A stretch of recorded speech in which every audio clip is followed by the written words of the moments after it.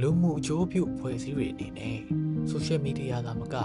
လူထုစီတိုက်ရိုက်သွားရောက်ပြီးအသိပညာပေးရမှာဘာသာစကားအခက်အခဲမရှိအောင်စကားလုံးတွေထက်ရုပ်ပုံတွေကိုအသုံးပြုပြီးအသိပညာပေးတာဟာများစွာထိရောက်ပါတယ် Visual Marketing Strategy for Non-Profit သင်ခန်းစာရဲ့ပတ်အိမ်မှာတော့ Digital ရေးစည်းလိုင်းနဲ့အတူတိုးတက်ပြောင်းလဲနိုင်ဖို့စိတ်ခံစားမှုတွေကိုလှုံ့ဆော်နိုင်ပြီးရှင်းလင်းစွာတင်ပြနိုင်ဖို့လိုအပ်တဲ့ Basic Design Principle တွေနဲ့ Color Theory တွေကိုသင်ကြားပေးသွားမှာဖြစ်ပါတယ်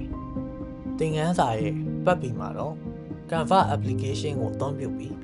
template, presentation, resume, portfolio တွေနဲ့ logo တွေကိုကိုယ်တိုင်ပြင်ဆင်တတ်လာအောင်သင်ကြားနိုင်ပါတယ်။သင်ခန်းစာတွေကိုလေ့လာတဲ့အခါ pre-assessment, post-assessment မေးခွန်းတွေကိုဖြေဆိုပြီးမိမိသင်ကြားထားတာတွေကိုလေ့လာဆန်းစစ်နိုင်ပါတယ်။ဒါအပြင်သင်တန်းပြီးမြောက်အောင်တက်ရောက်သူတိုင်း CSO Academy ကပေးရမယ့် certificate ကိုပါရယူနိုင်ပါတယ်။ကဲဒါဆို CSO Academy Learning and Development Platform မှာသင်ခန်းစာတွေကိုအခုပဲလေ့လာလိုက်ရအောင်